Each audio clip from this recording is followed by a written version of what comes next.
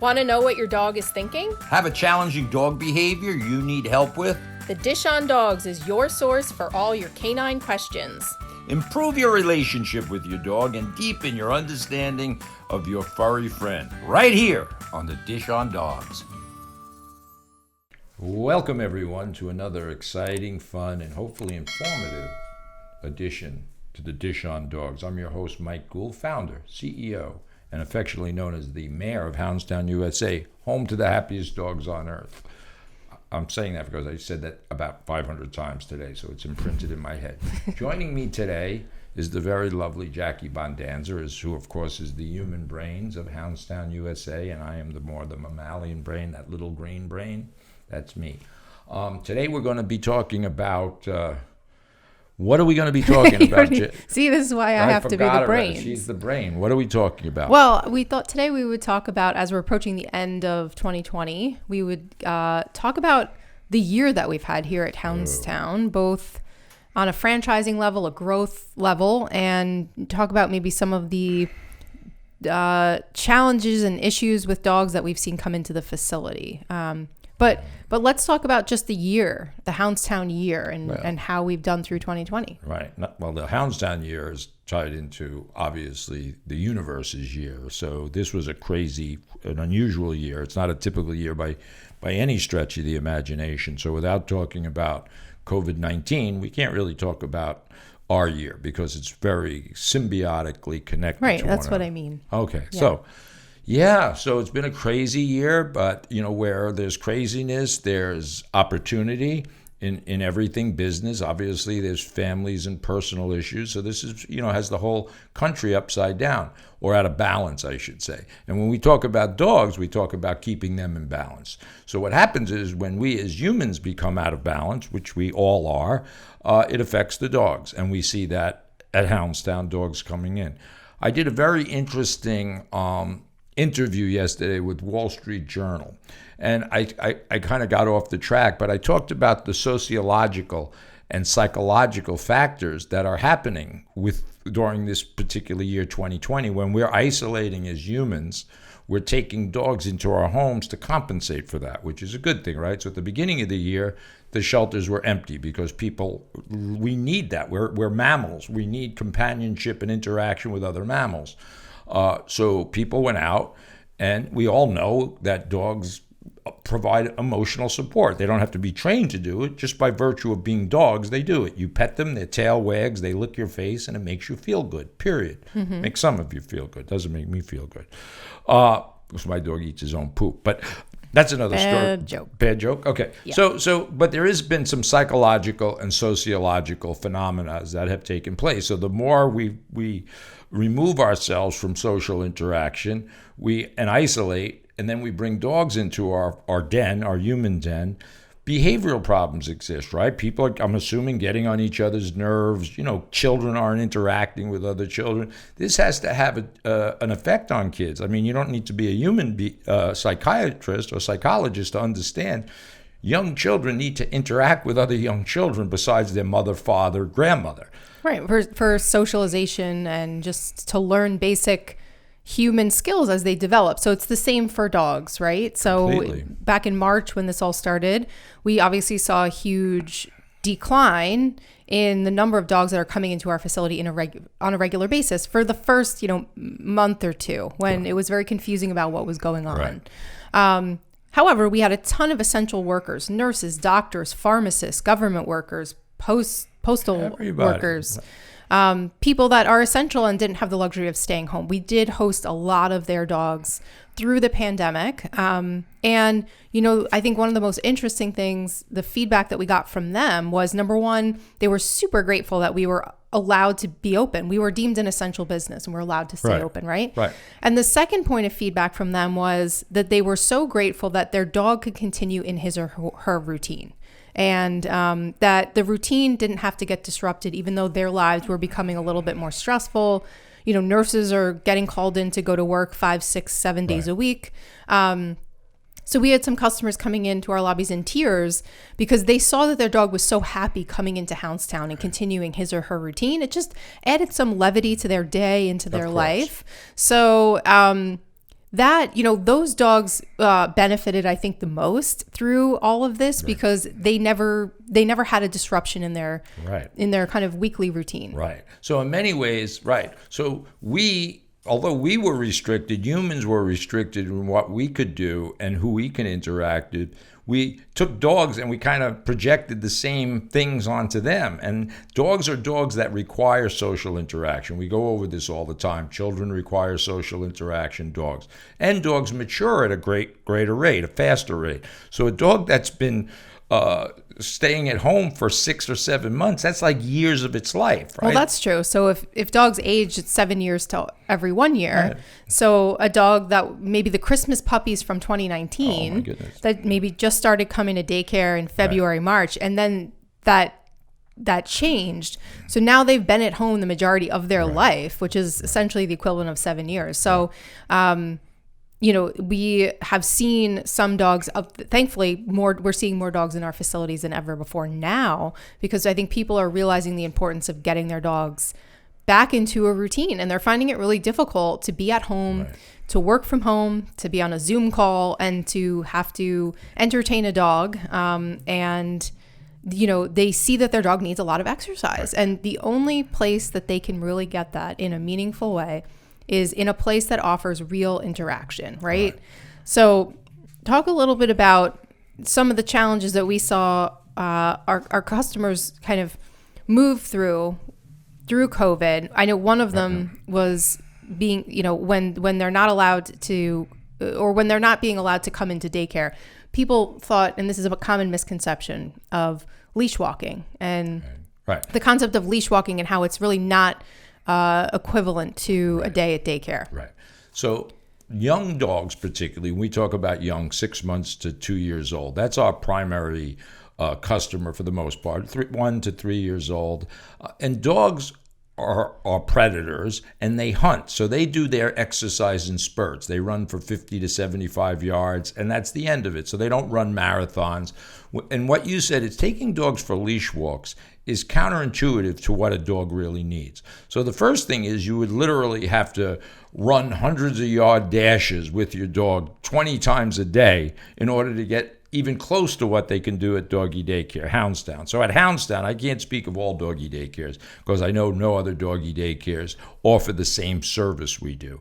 And what that means is we're open from 6:30 in the morning till 7 or 8 o'clock at night. Dogs come in the morning and they do these spurts of play, spurts of energy. They run around, they do all kinds of chasing and playing tag with one another, and they exert all of this energy in a natural way. They do it on their terms. They relax on their terms. They play on their terms without human involvement. At home, when you were stuck at home with your dog, you could take your dog for 5 leash walks a day, and you're not going to come close to replacing the interaction and activity that the dog needs. Plus, you're still isolating the dog. You're still not interacting with other dogs. Right. And most often it's very stressful for dogs to go on leash walks, right? So this is where the concept of leash aggression comes into play, because it's unnatural for dogs to be, like you say, to be tethered to something. Right.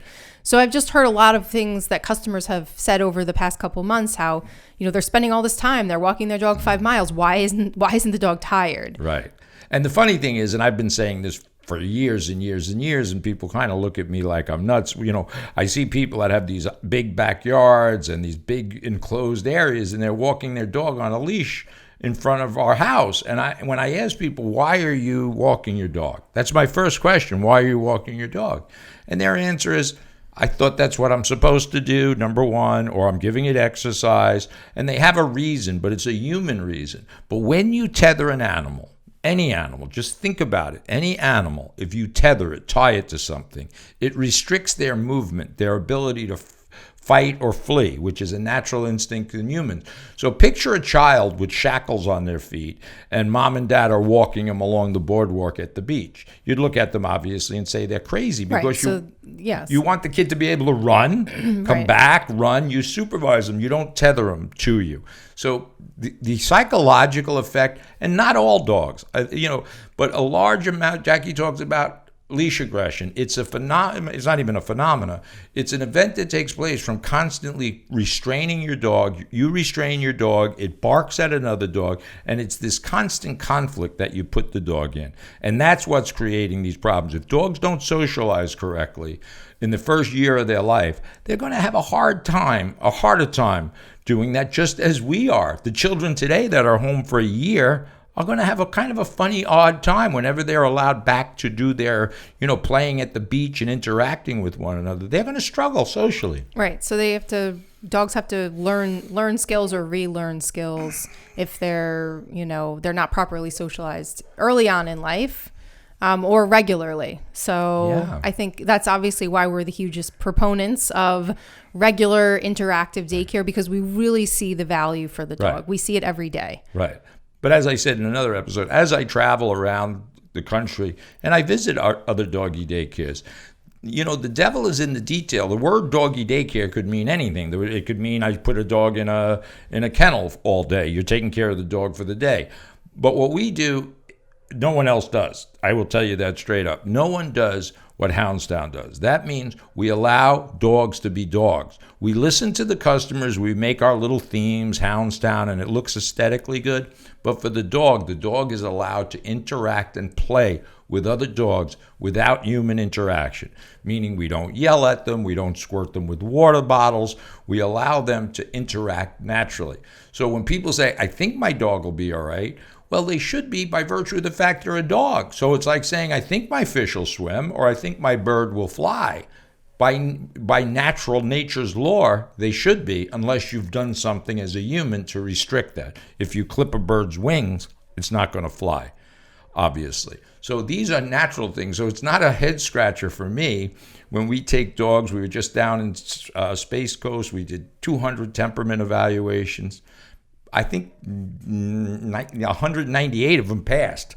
And the ones that didn't were a little older, and they literally weren't socialized in several years. So it's not as complicated. Humans complicate things. Right. Yeah. So I think as we're coming up on the holidays again for 2020, and, every year we always try to make recommendations for people that are adopting dogs at the holidays. And, obviously our number one recommendation is always to get your dog in a regular daycare routine, because that socialization is so, so, so important. Right.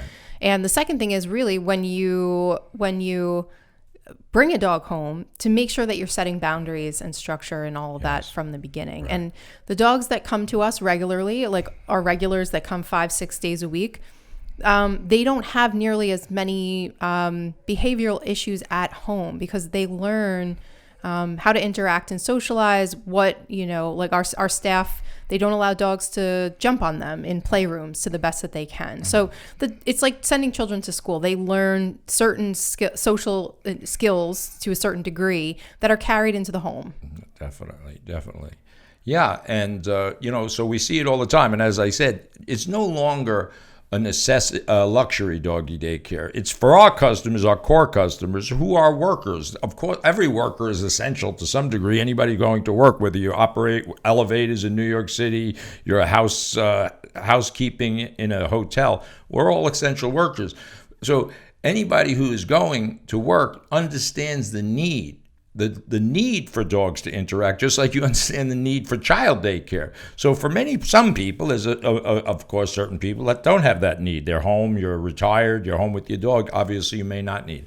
But the point is, doggy daycare, particularly at Houndstown, has become a necessity. It's not a luxury. People put it in their budget. It's as important to them to send the dogs to Houndstown as it is to send their kids to school. And frankly, those people that do it, they have a much balanced balanced pack at home. We laugh about it, right? We call it the Houndstown hangover. I was telling this to the reporter yesterday. She laughed. The Houndstown hangover is when dogs come all day, they play, and they go home and pass out. Right. So to me, that is the most amazing part of Houndstown, is that we just think if animals in the zoo were allowed into the wild for a day or two or three and not always being locked up, it would be or a bird that's in a cage could fly away for a few hours and come back to its house. I think pigeons do that, actually, homing pigeons. But but just think of the ability of how that would be, and dogs just don't have it. They are our hostages.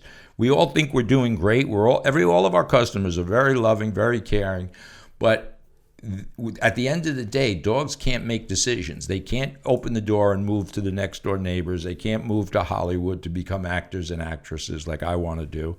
They're stuck.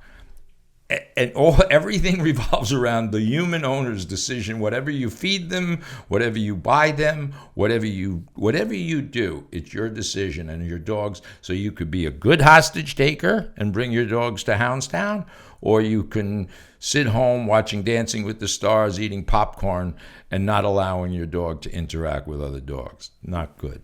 Right. Well, I think, Jackie, unfortunately, we started this show talking about 2020, and as normal, I went off on a different path. Next episode, please, keep me on a short leash, so to speak. We're talking about leash aggression. Next show, let's keep it about 2020. And right, because I do want to talk about the growth of our system and kind of what we experienced right. From the franchisee, side of things. But yeah, I mean, to wrap up just the dog aspect of it, I think if we learned one lesson that the dogs taught us this year, it was that dogs are creatures of habit to some degree, and they need and love their routine. And even if our routines change over the years, our work schedules, our life balance, we have people coming and going into our homes, into our families, it all comes back to one thing. We can't expect the dog to adapt to everything so quickly, right? We have to give dogs time to adapt. It's like having company over to your house. Yeah. And so same thing with allowing them to continue to get out of the house and have their own space. And having their own space to us means, coming to Houndstown, getting into their pack, playing, interacting, and then, like you said, they go home and their parents pick them up. They've had a long day at work, and they're just a happier, calmer dog. Of course. I mean, it makes common sense, and that's not only in 2020, that's every year. Of course. I think it was just more, to me, it was a little more highlighted this year. Completely. Because of the disjointed nature of how we as a society, had to kind of function. Right. A lot of things went sideways this year. So typically we'd be talking about the Christmas tree and relatives and family coming over and all those kind of things that affect the dog. Strangers, alcohol, food, all the activity that holidays, Thanksgiving, and Christmas bring, that's usually associated with a lot of unwanted behavior, dog bites, destruction. Children getting hurt.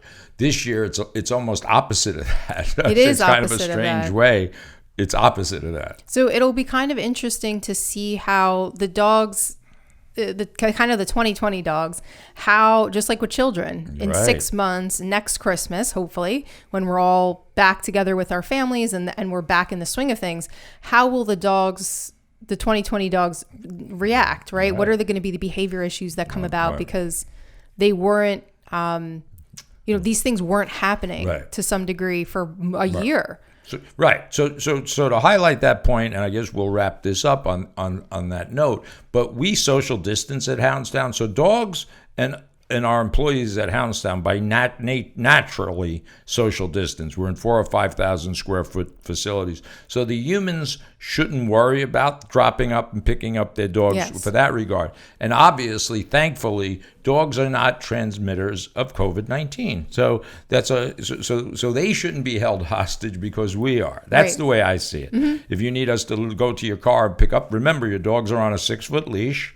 So social distancing shouldn't be a problem. So my point is, don't be selfish. We want our dogs at home with us for certain, obviously, emotional support, relief, but don't keep them there 24/7. It really is, frankly, I'm not talking from a business point of view. I'm saying it's somewhat abusive to have the opportunity to bring your dog to interact with other animals, and you selfishly choose not to. So don't be selfish. Right, agreed. Holiday. And I think, some of our customers that, might not be able to afford that, your job might have changed. What we've suggested is at least bring him once a week or once every other week. even though you might not be able to afford to bring them 5 times, Of course. 5 times a week, but just even once a month can just keep that socialization going for the dog. And then, in 6 months when you want to go away, the dog is already acclimated to our environment and just be less stressful on him when you want to board him in 6 months. Yeah, I absolutely agree. Yeah, people are unconsciously or subconsciously being selfish, right? Yeah, because but it's not really intentional. So some people it is. We are here to just always speak on behalf of the animal, on behalf of the dog. We are the voice of the. But here's what I always say, Jackie. A lot of people in rescue, they always say they're the voice of the animals. But what if you're psychotic voice of the animal? What if you're crazy? Well, what if you are? I may be. And now we're doing this podcast and everyone's listening to your advice. But I've always laughed at that. Like, people are the voice of the animals, voice of this, voice of that. But what, there's... Well, that's true. It's pet care is such a subjective... That's right. Business or industry that it's, we're always interpreting what our dogs are thinking and saying. And the reason we feel we can say it with some authority is because you in particular have been doing this for decades and decades, and Houndstown has been open for the past 20 years, and we've taken care of, at this point, over 2 million dogs system-wide. So we're saying this based on experience. And of course, we're not always right, but this is our perspective. Right. And you don't have to be an animal behaviorist. You don't have to believe us. This is what I tell our customers. You don't have to believe me that the dogs are enjoying this experience. When you'll just come sit outside of a Houndstown any day at 7 o'clock in the morning, you're going to see customers being dragged in by pit bulls, German shepherds, poodles, you name it. They're getting dragged in the door. And conversely, at the end of the day, they go home. Moms and dad takes pictures of the Houndstown hangover. So you don't have to believe us. I wouldn't believe me. Let your dog tell the story. Yes, yeah. Jackie. Let the dog tell the story. Because the dogs, as we know, are always telling us something. They always tell us when they're in balance and when they're out of balance. When they're barking at the front door, going batshit crazy, they're out of balance. When they're snoring in the middle of the night, they're as peaceful as possible, just like your children. Right. All right. Well, let's wrap this up. That was a lot. That was good. Hey, Jackie, how do people listen to this nonsense? I mean, to this show? You're only asking because you don't remember. I know, Spotify. All right, let's see if I can remember. Optimum. All right, check us out on YouTube, right? And our Dish on Dogs on Facebook. We're on every Monday night at 8 p.m. You can also find us on Spotify, iTunes, and all your other podcast channels. We're going to see everybody next week. Bye, everybody. But you're just texting.